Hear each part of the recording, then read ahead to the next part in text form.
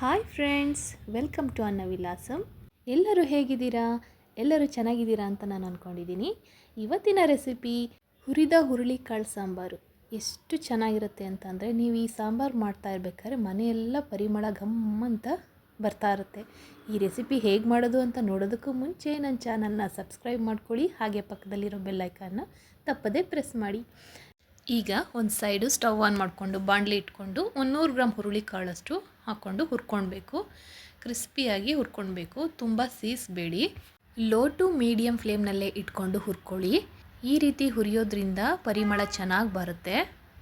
ಈಗ ಒಂದು ಒಳ ಮುಷ್ಟಿಯಷ್ಟು ಧನಿಯಾ, 1.5 ಒಳ ಮುಷ್ಟಿಯಷ್ಟು ಧನಿಯಾ ಹಾಕ್ಕೊಳ್ಬೇಕು. ನಾನೀಗ ಸ್ಪೂನಲ್ಲಿ ತೋರಿಸ್ತಾ ಇದ್ದೀನಿ. ಒಂದು ದೊಡ್ಡ ಸ್ಪೂನಲ್ಲಿ 3 ಸ್ಪೂನಷ್ಟು ಧನಿಯಾ ಹಾಕ್ಕೊಳ್ಬೇಕು.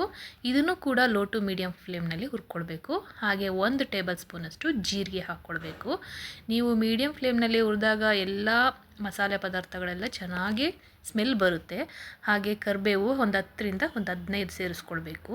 ಚೆನ್ನಾಗಿ ತೊಳ್ಕೊಂಡು ಒರೆಸ್ಕೊಂಡು ಹಾಕ್ಕೊಳ್ಳಿ. ಇದನ್ನು ಒದ್ದೇ ಇರಬಾರ್ದು. ಈ ಸಾಂಬಾರಿಗೆ ಹುರ್ಕೊಳ್ಳೋದೇ ಮೇಯ್ನ್ ಪ್ರೊಸೀಜರ್. ಈಗ ನಾನು ಒಂದು 10ರಿಂದ 12 ಬ್ಯಾಡಗಿ ಮೆಣಸಿನ್ಕಾಯಿನ ಹಾಕ್ಕೊಂಡು ಹುರ್ಕೊಳ್ತಾ ಇದ್ದೀನಿ.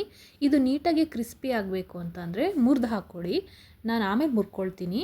ಈಗ ನಾನು ಹೀಗೆ ಹುರ್ಕೊಳ್ತಾ ಇದ್ದೀನಿ. ಸ್ವಲ್ಪ ಗಟ್ಟಿ ಇರುತ್ತಲ್ಲ, ಹಾಗಾಗಿ ಈಗ ನಾನು ಮುರಿದು ಹಾಕ್ಕೊಂಡಿದ್ದೀನಿ. ಅದನ್ನು ಇಷ್ಟೆಲ್ಲ ಹುರ್ಕೊಂಡು ಆದಮೇಲೆ ಸ್ಟವ್ ಆಫ್ ಮಾಡಿಬಿಡಬೇಕು. ಸ್ಟವ್ ಆಫ್ ಮಾಡಾದಮೇಲೆ ಒಂದು ಅರ್ಧ ಕಪ್ಪಷ್ಟು ಕಾಯಿ ತುರಿ ತೊಗೊಂಡು ಮಿಕ್ಸ್ ಮಾಡಬೇಕು. ನೀವು ಸ್ಟವ್ ಆನ್ ಮಾಡಿಕೊಂಡು ಕಾಯಿ ತುರಿ ಹಾಕಿದ್ರೆ ಕಾಯೆಲ್ಲ ಬಾಣಲಿಗೆ ಅಂಟ್ಕೊಂಡ್ಬಿಡುತ್ತೆ. ಹಾಗಾಗಿ ಆಫ್ ಮಾಡಾದಮೇಲೆ ಕಾಯಿ ತುರಿನ ಆ್ಯಡ್ ಮಾಡ್ಕೊಳ್ಳಿ. ಆಗ ಕಾಳಿನ ಬಿಸಿ, ಧನಿಯಾ ಬಿಸಿಗೆ ಅದು ಕಾಯೆಲ್ಲ ಅದರಲ್ಲಿರೋ ಜಿಡ್ಡೆಲ್ಲ ಬಿಟ್ಟು ಚೆನ್ನಾಗಿ ಉಡಿಯಾಗಿ ಆಗುತ್ತೆ. ಹಾಗೆ ರುಬ್ಬಕ್ಕೂ ಕರೆಕ್ಟಾಗಿ ಸಿಗುತ್ತೆ ಬ್ಲೇಡಿಗೆ, ಮತ್ತು ರುಚಿ ಕೂಡ ಚೆನ್ನಾಗಿ ಇರುತ್ತೆ. ಈಗ ಇದಕ್ಕೆ ನೀರು ಎಷ್ಟು ಬೇಕೋ ಅಷ್ಟು ಹಾಕ್ಕೊಂಡು ತಿನ್ನಾಗೆ ಪೇಸ್ಟ್ ಮಾಡ್ಕೊಳ್ಬೇಕು. ಮನೆಯಲ್ಲೇ ಆರಾಮಾಗಿ ಸಿಗೋ ಎಲ್ಲ ಇಂಗ್ರೀಡಿಯೆಂಟ್ಸ್ ಇರೋದ್ರಿಂದ ಆರಾಮಾಗಿ ನೀವು ಮಾಡ್ಕೊಳ್ಬೋದು ಮನೆಯಲ್ಲೇ. ಇದು ಮದುವೆ ಮನೆಗಳಲ್ಲೂ ಕೂಡ ಮಾಡ್ತಾರೆ. ಈಗೆಲ್ಲ ಇದೇ ಸ್ಪೆಷಲ್ ಆಗಿದೆ, ಮದುವೆ ಮನೆ ಸಾಂಬಾರು ಅಂತ. ಇಷ್ಟು ನೈಸ್ ಆದರೆ ಸಾಕು. ಟೇಸ್ಟ್ ಮಾತ್ರ ಅಲ್ಟಿಮೇಟ್ ಆಗಿರುತ್ತೆ. ನೀವೆಲ್ಲ ಮನೇಲಿ ಒಂದು ಸರ್ತಿ ಟ್ರೈ ಮಾಡಲೇಬೇಕು. ಈಗ ನಾನು ಹುರಿದಿರೋ ಬಾಣಲಿಗೆ 2ರಿಂದ 4 ಟೇಬಲ್ ಸ್ಪೂನಷ್ಟು ಕಡಲೆಕಾಯಿ ಎಣ್ಣೆ ಹಾಕ್ಕೊಳ್ತಾ ಇದ್ದೀನಿ. ಹಾಗೆ 1 ಟೀ ಸ್ಪೂನಷ್ಟು ಸಾಸಿವೆ, ಹಾಗೆ 1 ಚಿಕ್ಕ ಟೀ ಸ್ಪೂನಷ್ಟು ಜೀರಿಗೆ ಹಾಕ್ಕೊಳ್ಬೇಕು. ಇದೆಲ್ಲ ಚಟಪಟ ಅಂತ ಸಿಡಿದ ಮೇಲೆ ಒಂದು ಸ್ವಲ್ಪ 10ರಿಂದ 15 ಕರಿಬೇವೆಲೆ ಹಾಕ್ಕೊಳ್ಬೇಕು. ಮುಖಕ್ಕೆ ಸಿಡಿಯುತ್ತೆ, ಹುಷಾರಾಗೆ ಹಾಕ್ಕೊಳ್ಳಿ. ಲೋ ಫ್ಲೇಮ್ನಲ್ಲಿ ಇಟ್ಟು ಈಗ ಇದನ್ನು ಸ್ವಲ್ಪ ಬಾಡಿಸ್ಕೊಳ್ಳೋಣ. ಇದಾದ ನಂತರ ನಾನು ಒಂದು ಚಿಕ್ಕ ಬೌಲಷ್ಟು ನುಗ್ಗೆ ಸೊಪ್ಪನ್ನು ತೊಗೊಂಡಿದ್ದೀನಿ. ನುಗ್ಗೆ ಸೊಪ್ಪಂತೂ ಈಗ ಎಲ್ಲ ಮನೆಗಳ ಹಿಂದೆ ಎಲ್ಲ ಬೆಳ್ಕೊಂಡಿರ್ತಾರೆ. ಒಂದು 2ರಿಂದ 3 ಕಡ್ಡಿ ತೊಗೊಂಡ್ರೆ ಸಾಕು. ನುಗ್ಗೆ ಸೊಪ್ಪು ಎಣ್ಣೆಯಲ್ಲಿ ಹಾಕ್ತಿದ್ದಾಗೆ ಒಂದು ಒಳ್ಳೆ ಪರಿಮಳ ಬರುತ್ತೆ. ಈ ಸಾಂಬಾರಿಗೆ ನುಗ್ಗೆ ಸೊಪ್ಪಿಂದನೂ ಒಂದು ಅರ್ಧ ಟೇಸ್ಟ್ ಇದರಿಂದನೇ ಕೊಡೋದು. 1 ಟೀ ಸ್ಪೂನಷ್ಟು ಅರಿಶಿನ ಹಾಕ್ಕೊಂಡು ಬಾಡಿಸ್ಕೊಳ್ತಾ ಇದ್ದೀನಿ. ನಾವೆಲ್ಲ ನುಗ್ಗೆ ಸೊಪ್ಪನ್ನ ಉಪ್ಸಾರು ಮಾಡೋದಕ್ಕೆ, ಹಾಗೆ ಕಾಳಾಕಿ ಬಸ್ದುಬಿಟ್ಟು ಸೊಪ್ಪಿನ ಪಲ್ಯ ಮಾಡೋದಕ್ಕೆ ಬಳಸ್ತಾ ಇದ್ವಿ. ಇದು ಒಂಥರ ಡಿಫ್ರೆಂಟಾಗಿರುತ್ತೆ ಈ ರೀತಿ ಮಾಡೋ ಸಾಂಬಾರು. ಈಗ ನಾನು ಒಂದು ಈರುಳ್ಳಿನ ಸಣ್ಣ ಕತ್ತರಿಸ್ಕೊಂಡು ಹಾಕ್ಕೊಂಡಿದ್ದೀನಿ. ಹಾಗೆ ಒಂದು ಬೆಳ್ಳುಳ್ಳಿನ ಜಜ್ಜಿಬಿಟ್ಟು ಹಾಕ್ಕೊಂಡಿದ್ದೀನಿ. ಇದು ನಿಮಗೆ ಆಪ್ಷನಲ್, ಬೇಕಂದರೆ ಹಾಕ್ಕೊಳ್ಳಿ. ಆದರೆ ಇದು ಹಾಕಿದ್ರೆ ಇನ್ನೂ ಟೇಸ್ಟ್ ಜಾಸ್ತಿ ಆಗುತ್ತೆ. ಚೆನ್ನಾಗಿ ಹುರ್ಕೊಳ್ಬೇಕು. ಈರುಳ್ಳಿ ಎಲ್ಲ ಚೆನ್ನಾಗಿ ಬಾಡಿದ್ಮೇಲೆ ಒಂದು ದೊಡ್ಡದು ನಿಂಬೆಹಣ್ಣು ಗಾತ್ರದಷ್ಟು ಹುಣಸೆಹಣ್ಣು ತೊಗೊಂಡು ನಾನು ರಸ ತೆಗೆದಿಟ್ಕೊಂಡಿದ್ದೀನಿ. ಅದನ್ನು ಈಗ ಆ್ಯಡ್ ಮಾಡ್ತಾಯಿದ್ದೀನಿ.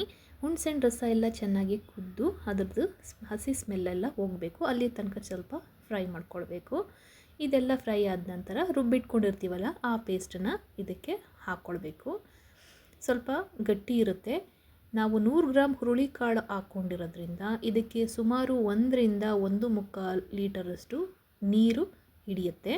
ಹಾಗಾಗಿ ನೀವು ನೋಡಿಕೊಂಡು ಹಾಕ್ಕೊಳ್ಳಿ. ಈ ಸಾಂಬಾರು ತುಂಬ ಗಟ್ಟಿನೂ ಇರಬಾರ್ದು, ತುಂಬ ತೆಳುನೂ ಇರಬಾರ್ದು, ಮೀಡಿಯಮ್ ಹದಕ್ಕಿರಬೇಕು. ಹಾಗೆ ಈ ಸಾಂಬಾರು ಕುದೀತಾ ಕುದೀತಾ ಗಟ್ಟಿ ಆಗುತ್ತೆ. ಸ್ವಲ್ಪ ತೆಳ್ಳಗಿದ್ರೂ ಓಕೆ. ಈಗ ಜಾರಿಗೆ ನೀರು ಹಾಕಿ ಅದನ್ನೆಲ್ಲ ನೀಟಾಗಿ ಮಿಕ್ಸ್ ಮಾಡಿ ಹಾಕ್ತಾಯಿದ್ದೀನಿ. ಆ ನೀರು ವೇಸ್ಟ್ ಆಗಬಾರ್ದಲ್ವ, ಅದಕ್ಕೆ. ನಾನು ಮಾಡಿರೋ ಕ್ವಾಂಟಿಟಿಗೆ ಸುಮಾರು ಒಂದು 5ರಿಂದ 6 ಜನ ಊಟ ಮಾಡ್ಬೋದು, ಅಷ್ಟು ಆಗುತ್ತೆ. ಇದು ಜಾಸ್ತಿನೇ ಆಗುತ್ತೆ. ನೀವು ಟ್ರಯಲ್ ಮಾಡಬೇಕು ಅಂತಂದರೆ ಒಂದು 50 ಗ್ರಾಮ್ ಹುರುಳಿಕಾಳು ತೊಗೊಂಡು ಮಾಡ್ಕೊಳ್ಳಿ. ಒಂದು 2ರಿಂದ 3 ಜನಕ್ಕೆ ಸಫಿಷಿಯೆಂಟಾಗಿ ಆಗುತ್ತೆ. ಇದನ್ನು ಹಾಗೆ ಕೂಡ ಕುಡಿಬೋದು, ತುಂಬ ರುಚಿಯಾಗಿರುತ್ತೆ. ಬಿಸಿ ಬಿಸಿಯಾಗಿದ್ದಾಗ ಕುಡಿಯೋಕ್ಕೆ ತುಂಬ ಚೆನ್ನಾಗಿರುತ್ತೆ. ಹಾಗೆ ಅನ್ನಕ್ಕಂತೂ ಸೂಪರ್ ಟೇಸ್ಟ್. ಕುದೀತಾ ಕುದೀತಾ ಇದು ಗಟ್ಟಿ ಆಗ್ತಾ ಹೋಗುತ್ತೆ. ಸೊ ಅದಕ್ಕೆ ಸ್ವಲ್ಪ ತೆಳು ಮಾಡ್ಕೊಳ್ಳಿ. ಕುದ್ದಾದ್ಮೇಲೆ ಇದು ಸ್ವಲ್ಪ ಗಟ್ಟಿ ಆಗುತ್ತೆ. ಹಾಗೆ ಕೈ ಆಡಿಸ್ತಾ ಇರಬೇಕು, ತಳ ಹಿಡಿದು ಬಿಡುತ್ತೆ. ತಳ ಹಿಡಿದು ಬಿಟ್ಟರೆ ರುಚಿಯೆಲ್ಲ ಹಾಳಾಗುತ್ತೆ. ಹಾಗಾಗಿ ನೀವು ಈ ಥರ ಕೈ ಆಡಿಸ್ತಾ ಇರಬೇಕು. ನೀವು ಯಾವುದೇ ಸಾಂಬಾರು ಮಾಡಿ ಆಗಲೇ ನೀವು ಮಸಾಲೆಗಳನ್ನು ಫ್ರೆಶ್ ಆಗಿ ಹುರಿದು ಮಾಡೋದ್ರಿಂದ ಎಂಥದೇ ಸಾಂಬಾರಾಗಲಿ ತುಂಬ ರುಚಿಯಾಗಿರುತ್ತೆ. ಹಾಗೆ ನಾನು ಇದಕ್ಕೆ ರುಚಿಗೆ ತಕ್ಕಷ್ಟು ಉಪ್ಪನ್ನ ಸೇರಿಸ್ಕೊಳ್ತಾ ಇದ್ದೀನಿ. ಹಾಗೆ 3ರಿಂದ 4 ಮೆಣಸಿನ್ಕಾಯಿ ಸೀಳ್ಕೊಂಡು ಹಾಕ್ಕೊಳ್ತಾ ಇದ್ದೀನಿ. ಬೆಲ್ಲನ ನಾನು ಒಂದು ಚಿಕ್ಕ ನಿಂಬೆ ಗಾತ್ರದಷ್ಟು ಹಾಕ್ಕೊಳ್ತಾ ಇದ್ದೀನಿ. ನೀವು ಹುಣಸೆ ಹುಳಿ ಯಾವುದಕ್ಕೆ ಬಿಡ್ತೀರಾ ಅದಕ್ಕೆ ಬೆಲ್ಲ ಸೇರಿಸಲೇಬೇಕು, ಇಲ್ಲ ಅಂದರೆ ಟೇಸ್ಟ್ ಚೆನ್ನಾಗಿ ಬರೋದಿಲ್ಲ. ಈ ಸಾಂಬಾರಿಗೆ ಟೊಮೆಟೊ ಅವಶ್ಯಕತೆ ಇಲ್ಲ, ಹುಣಸೆಹಣ್ಣು ರಸನೇ ಸಾಕಾಗುತ್ತೆ.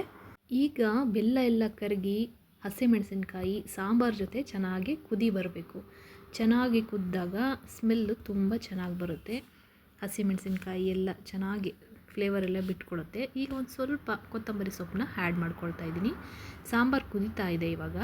ಈ ಸಾಂಬಾರು ಕುದಿಯೋವಾಗ ಮನೆಯೆಲ್ಲ ಗಮ್ಮಂತ ಪರಿಮಳ ಬರ್ತಾ ಇರುತ್ತೆ.